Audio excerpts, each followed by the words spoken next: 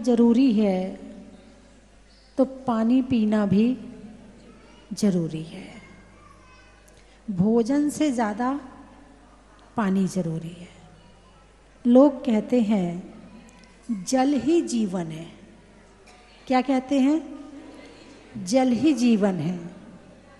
यदि मैं ये कहूँ कि जल जीवन भी है और जल मृत्यु भी है तो क्या सही है? जल यदि जीवन देता है तो उसके अंदर जीवन लेने की ताकत भी है। अभी बाढ़ आ जाए, जो डूब जाएंगे वो मर जाएंगे।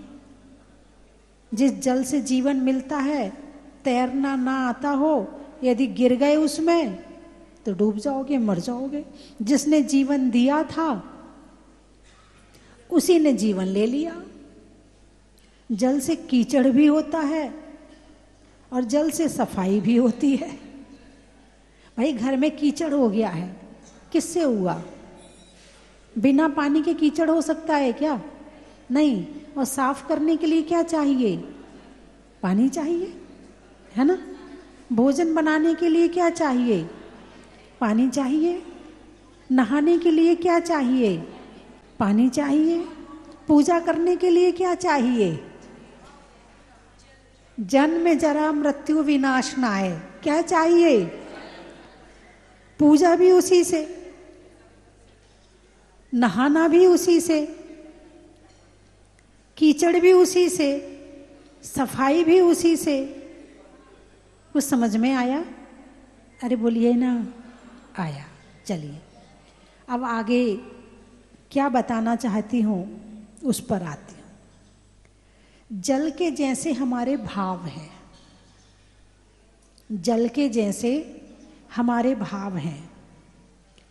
तो जैसे जल से कीचड़ होता है तो कीचड़ जैसे पाप किससे होते हैं? भावों से। किससे होते हैं? भावों से। जल से सफाई होती है तो पाप नाश यदि करना हो तो किससे होंगे? भावों से। क्रोध मान माया करने के लिए क्या चाहिए? भाव। बिना भाव के हो ही नहीं सकते। झगड़ा करने के लिए क्या चाहिए? भाव चाहिए, है ना? हिंसा, झूठ, चोरी, कुशील, परिग्रह में क्या चाहिए? भाव चाहिए। हास्य, रति, अरति, शोक, भय, जुगुप्सा, स्त्रीवेद, पुरुषवेद, नपुंसक वेद के लिए क्या चाहिए? हंसने के लिए क्या चाहिए? रोने के लिए क्या चाहिए? डरने के लिए क्या चाहिए? गिलानी करने के लिए क्या चाहिए? प्रेम करने के लिए क्या चाहिए? राग करने के लिए क्या चाहिए? द्वेष करने के लिए क्या चाहिए? और इन सबको छोड़ने के लिए क्या चाहिए?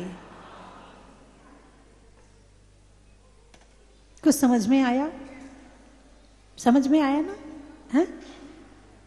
बंधन किससे है? भावों से। तो मुक्ति किससे होगी? अटैच किससे होते हो? तो डिटैच किससे होगे? रोते किससे हो? तो हंसोगे किससे? तो किस पर हमें मेहनत करनी है? किस पर कर रहे हो? शरीर पर।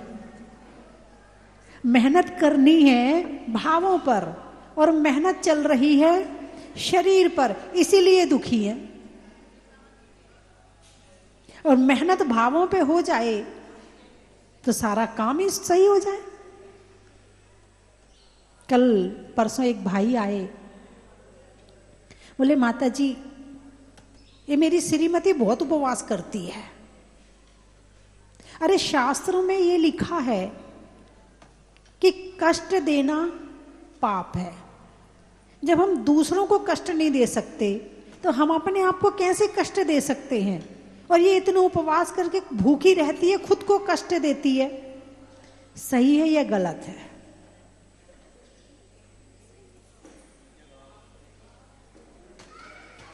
हैं? एक डॉक्टर कहता है भाई साहब कल ऑपरेशन है आपका, आप कुछ खाना मत, ऑपरेशन शाम को है, रात को है, दिन भर कुछ मत खाना। कुछ मत खाना। तो अब वो डॉक्टर तुम्हें कष्ट देने के लिए कह रहा है या अच्छे के लिए कह रहा है? अच्छे के लिए कह रहा है। ठीक है, आपके घर में शादी है और आप काम कर रहे हो, किसी ने कहा भाई साहब भोजन तो कर लो, दिन भर से आपने कुछ भी नहीं खाया, एक गिलास पानी भी नहीं पिया, तो स्माइल करके कहता है अरे खाना तो जिंदगी भर लगा है, काम पहले है। अब बताओ भूखे रहने में उसे खुशी मिल रही है कि दुख मिल रहा है? डॉक्टर को यह कहता है कि यदि आप भोजन नहीं करोगे तो ठीक हो जाओगे, तो आपको खुशी मिलेगी कि दुख मिलेगा? जब सामने ग्राहक खड़ा हो, हरे हरे नोट आ रहे हो और पत्नी का फोन आ जाए कि मैंने टिफिन भेजा है, आप भोजन कर लो, आप बताओ गुस्सा आएगा कि खुशी मिलेगी? अभी खुशी किस में मिल रही है? अब मुझे बताओ खुशी खाने में है या छोड़ने में है?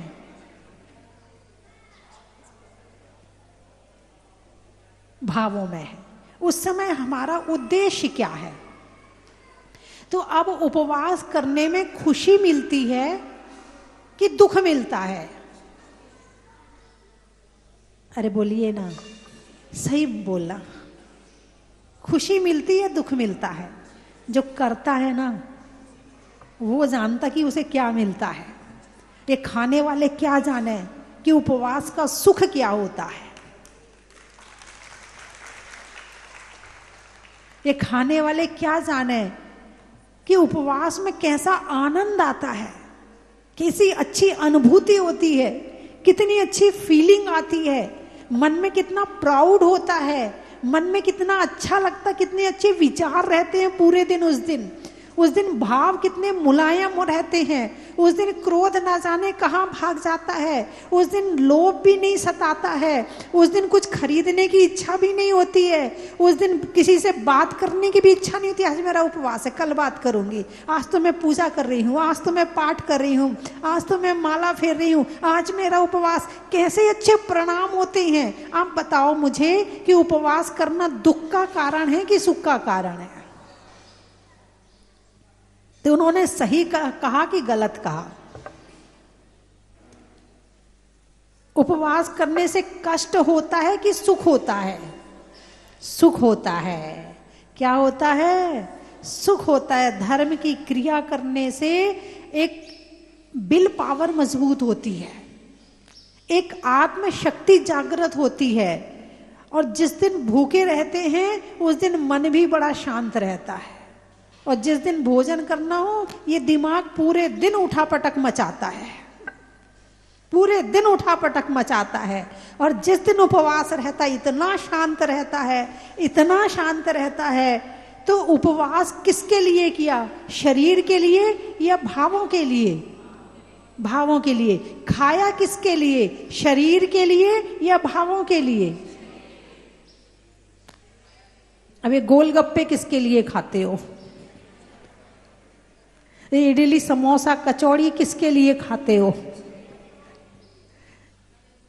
ये जो आजकल तरह तरह की बाजार के जो सामान चल रहे हैं, क्या नाम बताइए? पिज्जा, बर्गर, चाउमीन, मैगी, ये किसके लिए खाते? शरीर के लिए या भावों के लिए? जिह्वा के लिए। सुख तो आत्मा लेती है, खाती तो जिह्वा है, स्वाद तो जिह्वा में आता है, लेकिन जो इसका स्वाद लेने वाली है ये आत्मा है। शरीर के लिए खाना है तो जैसे पेट्रोल, गाड़ी में पेट्रोल डाला जाता है ऐसे डाल लो छुट्टी। उसमें जीभ नहीं लगी, उसमें जीभ नहीं लगी है तो कैसा भी पेट्रोल डाल दो वो कभी कुछ नहीं कहती है। उसमें जीभ लग जाए तो फिर वो भी कहेगी अरे उस वाले पेट्रोल पंप पे चलो, उसका बड़ा टेस्टी होता है, इसका बढ़िया नहीं है, उसका वाला ज्यादा बढ़िया होता। फिर पेट्रोल की भी अनेक क्वालिटी आने लगेंगी क्योंकि गाड़ी में जीभ लग गई। ये जीभ बड़ी परेशान करती है।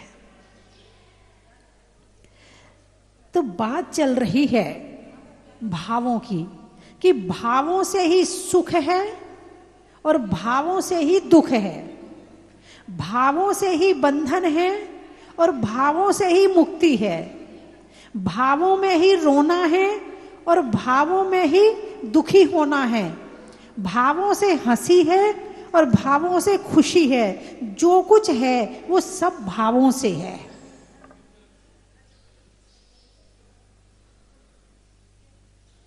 ध्यान करोगे तो किससे करोगे? भाव से।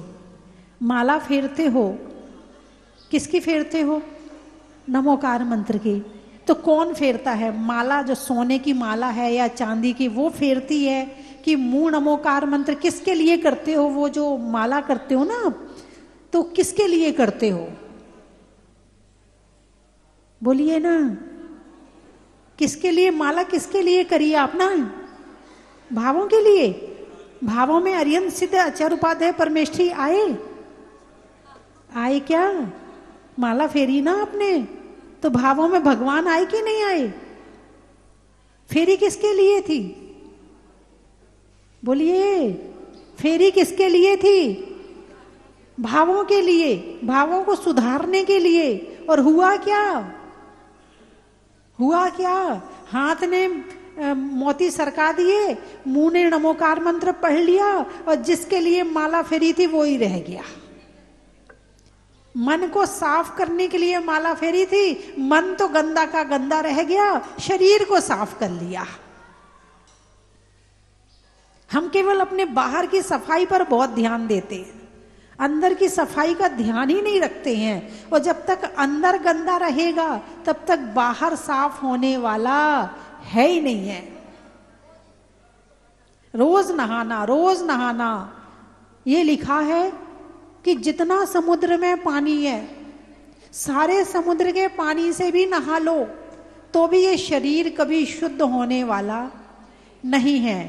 यदि इसे शुद्ध करना चाहते हो तो इसके लिए भावों की शुद्धि की जरूरत है। जिसने अपने भावों को शुद्ध कर लिया है उसे नहाने की जरूरत भी नहीं है। हमारे मुनिराज नहाते नहीं है। क्यों नहीं नहाते हैं? क्योंकि भावों की शुद्धि हो गई उनकी। भावना भववर्धिनी और भावना भवनाशिनी। भावना से भवों का वर्धन होता है और भावना से भवों का नाश होता है। दीक्षा लेते हैं, किसने दीक्षा ली? शरीर ने या आत्मा ने? वैराग्य किसको आया? शरीर को या भावों को? किसमें आता है वैराग्य? भावों में। भावों में तो शरीर तो वही है, जो शरीर आपका है वही शरीर हमारा है। जो दाल रोटी आप खाते हो वही दाल रोटी हम खाते हैं। अंतर इतना है, आप चाहे जैसा वाला, यहां शुद्धि वाला मामला है, बस अंतर इतना है। पदार्थ तो वही है ना, पदार्थ में तो कोई अंतर नहीं है। सब्जी भी वही है, फ्रूट भी वही है, दाल चावल वही है, सब वही है, हैं? तो अंतर कहाँ आता है? भावों में। दीक्षा कौन लेता है? जिसके भावों में वैराग्य होता है।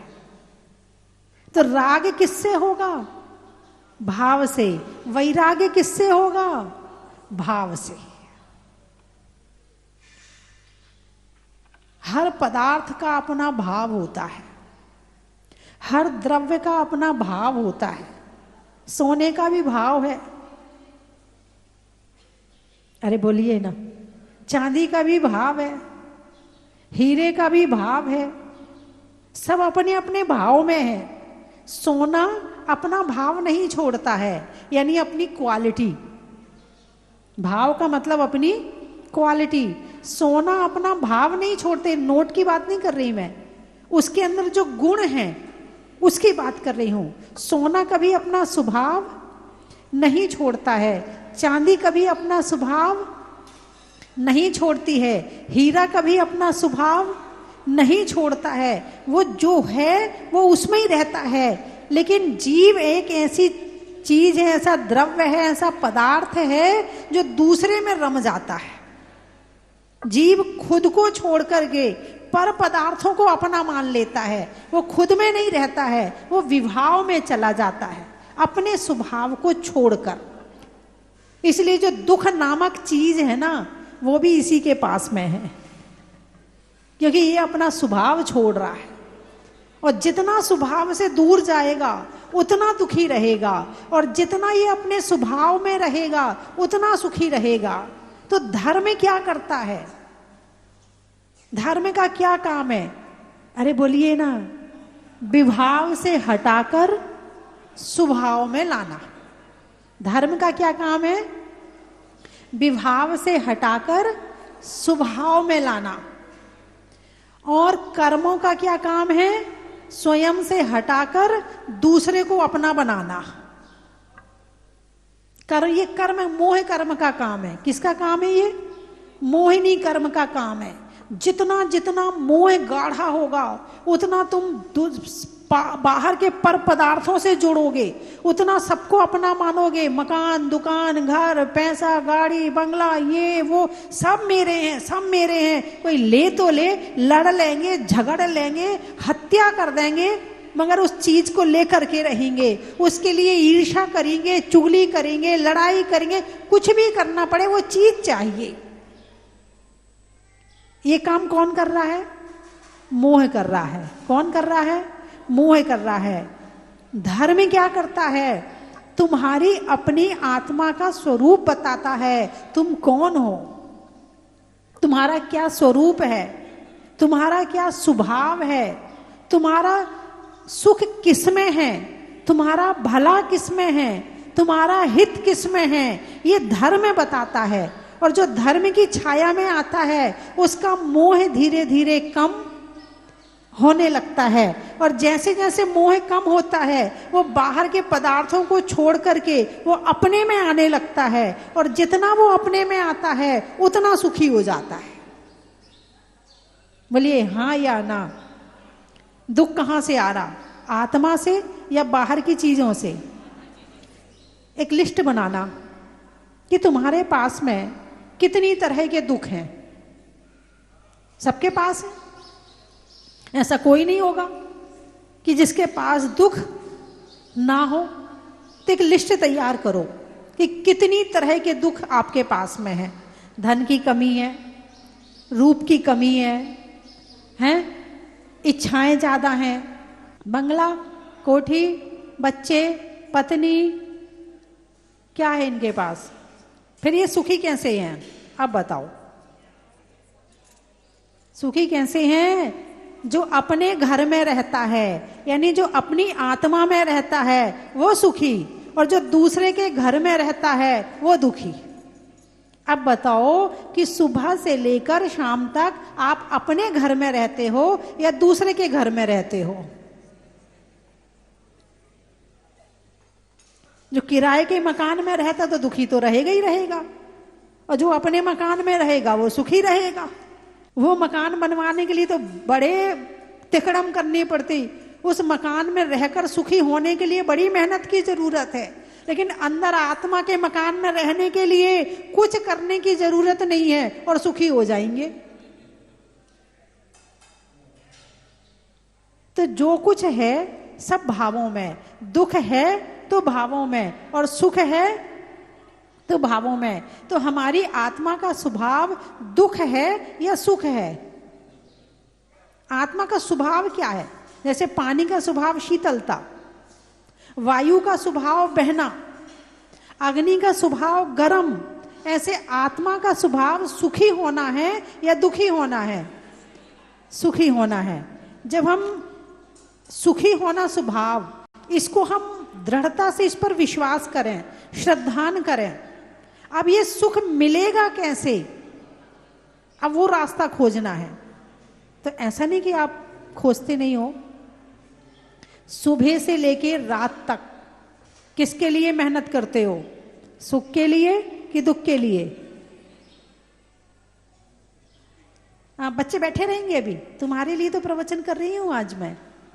सुबह से शाम तक मेहनत करते हो? करते हो कि नहीं करते हो? है ना? किसके लिए करते? सुख के लिए कि दुख के लिए? सुख के लिए आया, मिला, और थोड़ी देर को मिलता है। खाने का सुख थोड़ी देर का, पहनने का सुख, नए कपड़े आए, एक बार पहने सुख खत्म। ज्वेलरी आई, एक बार पहने सुख खत्म। भोजन किया अच्छा अच्छा किया, नीचे गया, सुख खत्म। स्थायी नहीं रहता है, और वो सुख अपने साथ में अनेक दुख लेके आता है। तो ये कहलाता है सांसारिक सुख।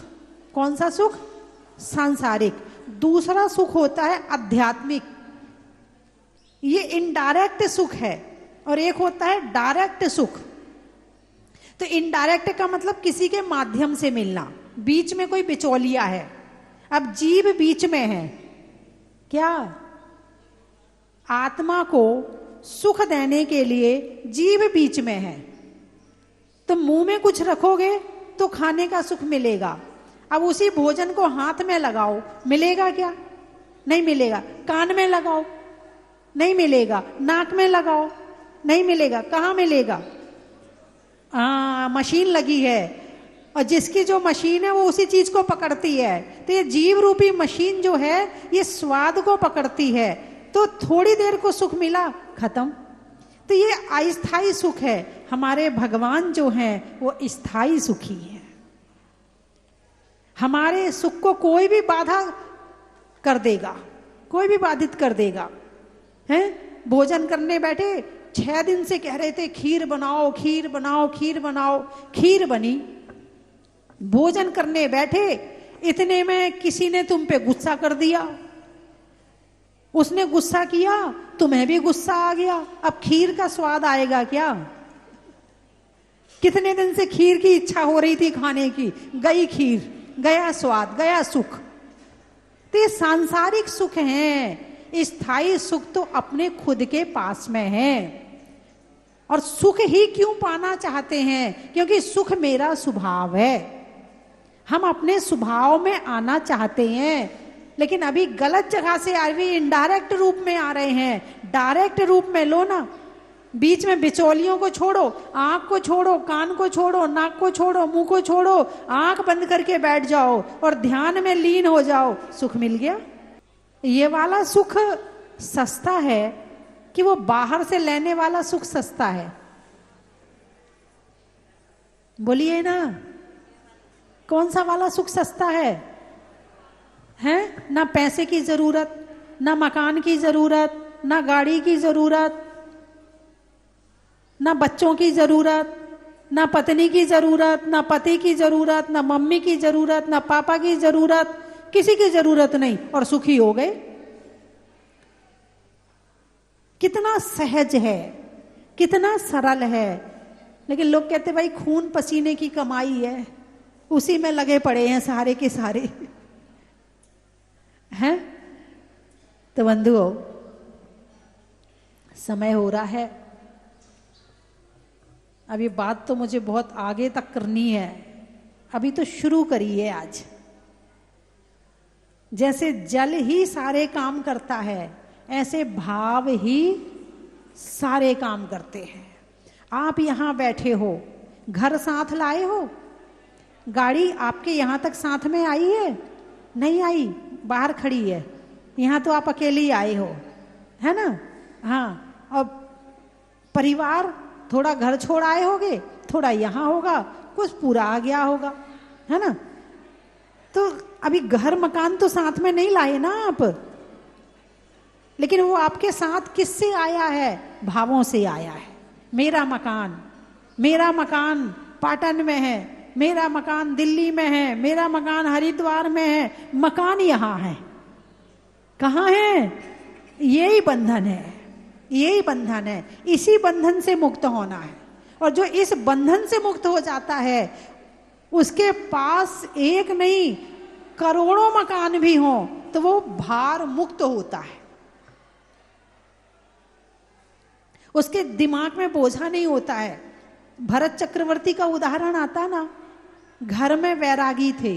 कैसे वैरागी थे? 6 खंड की संपत्ति, 96,000 रानियां, करोड़ों पुत्र, 9 निधियां, 14 रत्न, इतना सब होते हुए भी सुबह 4 बजे उठ के बैठ के और सामायिक करते थे, आत्मा का ध्यान करते थे और अपनी बैटरी चार्ज करके आते थे। और जब बाहर आते थे तो काम सारे करते थे, लेकिन दिमाग में ये रहता था मेरा कुछ भी नहीं है। लो हो गए हल्के। हल्के होने के लिए क्या चाहिए? विचारों से भारी हैं और विचारों से हल्के हैं। हल्के कहाँ से होते हैं? बोले आज बहुत दिमाग सिर भारी हो रहा है। ये सिर भारी किसने किया? अरे बोलिए ना, विचारों ने। विचारों में क्या आया? बाहर के पदार्थ, उनकी टेंशन, उनका डिप्रेशन, यही है ना। और बाहर के विचारों को एक बार में खत्म कर दिया, एक दीपक जलाया, मेरा कुछ नहीं है, अकेले आए हैं अकेले जाना है, लो सब खत्म, हो गए सुखी। जैन धर्म फ्री में सुखी कर रहा है, फिर भी लोग सुखी नहीं हो रहे, फिर भी वो दुखी होने तैयार है। एक बार की बात है कि एक जगह पर कुछ मजदूर, जहां उनका स्थान था, वहां जाते रोज बैठते, कोई उन्हें नहीं लेके गया। दूसरे दिन फिर बैठे वहां जाकर, फिर उन्हें काम नहीं मिला।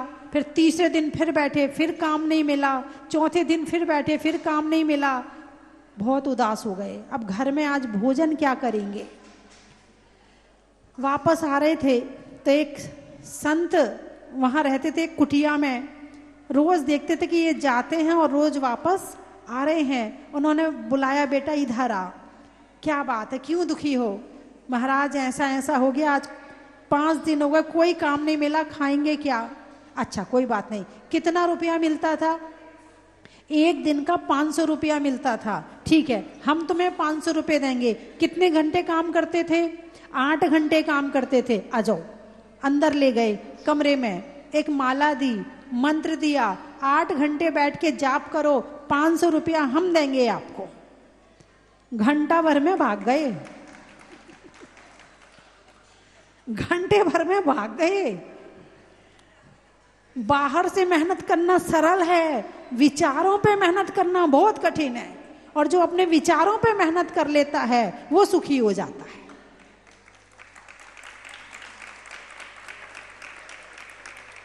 और उस पर मेहनत कैसे करनी है ये धर्म सिखाता है। मेहनत कैसे करनी है ये धर्म सिखाता है। और जो धर्म की छाया में आ जाता है वो सुखी हो जाता है। ये मत सोचो कि आप मंदिर में बैठे हो तो धर्म की छाया में हो। अभी शरीर तो बैठा है मंदिर में, दिमाग में क्या चल रहा है, दिमाग में धर्म है या नहीं, डिपेंड इस पे करता है। नहीं, हम तो रोज मंदिर जाते हैं। तुम भगवान को ही नहीं जानते, भगवान कौन है? अभी तो तुम्हें काखा खा से सीखना पड़ेगा। बहुत से लोग तो प्रवचन सुनते होंगे, अरे बोलिए ना, सुनते हैं नहीं सुनते हैं? जब दुखी हो ना तो मेरा प्रवचन सुन लिया करो, आधे सुखी तो उसी समय हो जाओगे।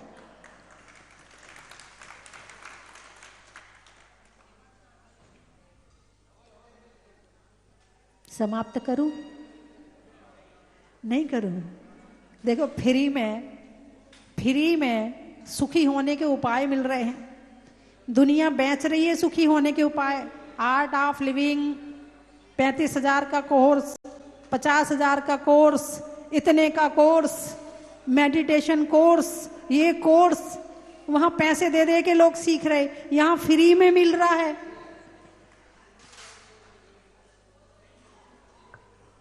कीमत समझो धर्म की। जैन धर्म क्वालिटी है, क्वालिटी। सुखी मिनटों में कर देता है। आप आओ तो इसकी छाया में, सुनो तो, लो तो इसका ज्ञान। एक ज्ञान का दीपक तो जला लो यहां आकर के, सुखी हो जाओगे। बात में चोखी का, रक्षाबंधन में राखी का, और जैन धर्म के माध्यम से सुखी होने का।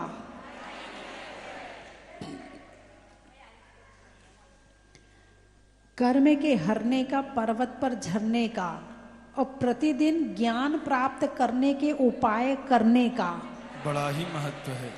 चावल में चुनने का, बुनाई में बुनने का, और आपके बड़े शांति से प्रवचन सुनने का। बड़ा ही महत्व है। हिंदी में मात्रा का, स्कूल में छात्रा का, आज आपकी जहाजपुर की यात्रा का। बड़ा ही महत्व है।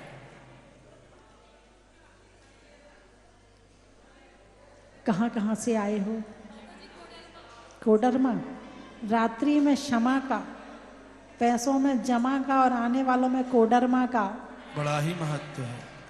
सोचने में मन का, फूलों में चमन का, और आने वालों में पीसागन का। सुनने में ईयर का, छोड़ने में बियर का, और आने वालों में ग्वालियर का। बड़ा ही महत्व है।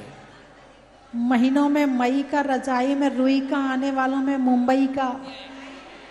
त्रियंचों में बिल्ली का, डंडा में गिल्ली का, आने वालों में दिल्ली का। बड़ा ही महत्व है। साड़ियों में साटन का, काम में टनाटन का, और आने वालों में केशव राय पाटन का। बड़ा ही महत्व है। सुबह के बाद शाम का, करने में राम राम का, और आने वालों में आसाम का। सप्ताह में बार का, शास्त्रों में समय सार का, और आने वालों में हरिद्वार का। बड़ा ही महत्व है। उदगिर, उदगिर। अच्छा। पक्षी में पर का, शरीर में सर का, और आने वालों में उदगिर का। उदयपुर, गाने में सुर का, नृत्य में नूपुर का, आने वालों में उदयपुर और जयपुर का। पुरजों में पाना का, रिश्तों में नाना का, आने वालों में जेठाना का। चेहरे पर नैना का, बोलने में मीठे बैना का, आने वालों में मुरैना का। मिठाइयों में मावा का, शादी के सावा का, आने वालों में पिड़ावा का। एटा, माँ के बेटा का, गाँव में खेटा का, और आने वालों में एटा का। दावत, बच्चों के लिए माँ की गोद का, होने में बोध का, और आने वालों में दाहोद का। बड़ा ही महत्व है। औरंगाबाद, खेत में खाद का, भोजन में सलाद का, और आने वालों में औरंगाबाद का। बड़ा ही महत्व है। कृष्ण, कृष्ण की मैया का, घर में गैया का, और आने वालों में झुमरी तलैया का। बड़ा ही महत्व है। दवाइयों में डावर का, बच्चों में सावर का, और आने वालों में साबर का। बोली, बोली गांव है। अच्छा, सुनिए। रजाई में खोली का, कोयल की बोली का, शिखरजी में डोली का, पर्वों में होली का, होली में रोली का। बांधने में मौली का, बच्चों के लिए कोली का, और आने वालों में बोली का। बड़ा ही महत्व है। बोलो। हिंडोली। अच्छा, बहुत बढ़िया। रजाई की खोली का, शिखरजी में डोली का, और आने वालों में हिंडोली का। बड़ा ही महत्व है। कौन सा गांव? भीकन गांव। होने में अच्छे स्वभाव का, नदी में नाव का, आने वालों में भीकन गांव का। बड़ा ही बैठ महत्व जाओ। है। कान में बाला का, कहीं घूमने जाओ तो घर में ताला का, और आने वालों में अंबाला का। बड़ा ही महत्व। महिलाओं में कड़ा का, भोजन में बड़ा का, आने वालों में भीलवाड़ा का। बड़ा ही महत्व है। गर्मी में घड़ा का, तौलने में धड़ा का, और आने वालों में बांसवाड़ा और सागवाड़ा का। सरवाड़, जंगल में झाड़ का, बाग में बाढ़ का, आने वालों में सरवाड़ का। फूल में कली का, तपस्या में बाहुबली का, आने वालों में देवली का। केलवाड़ा। अच्छा। नग में जड़ा का, गर्मी में घड़ा का, और आने वालों में केलवाड़ा का। इंदौर, आम की बोर का, नेता में दौर का, और आने वालों में इंदौर का। धौलपुर, हाँ। रिश्तों में ससुर का, देवों में असुर का, और आने वालों में धौलपुर का। हमारे आर के जैन जी यहाँ आ जाएं। आप इधर आ जाए। मेरू कला, करने में भला का, गाने में गला का, और आने वालों में मेरू कला का। नहीं होने में विवाद का, देने में दाद का, और आने वालों में अहमदाबाद का। आप लोग बैठे रहे, अभी जाए नहीं। सराड़ा, सराड़ा, अच्छा। जनवरी में जाड़ा का, जाड़े में काढ़ा का, आने वालों में सराड़ा का। इटावा, मिठाइयों में मावा का, बीमार में दवा का और आने वालों में इटावा का। देखो इस माध्यम से पूरे भारत वाले जाने कितने नए नए शहरों का नाम सुन लेते हैं। बोल दिया, बोल दिया। रांची, चिड़िया में चीची का, फलों में लीची का, आने वालों में रांची का। बड़ा ही महत्व है।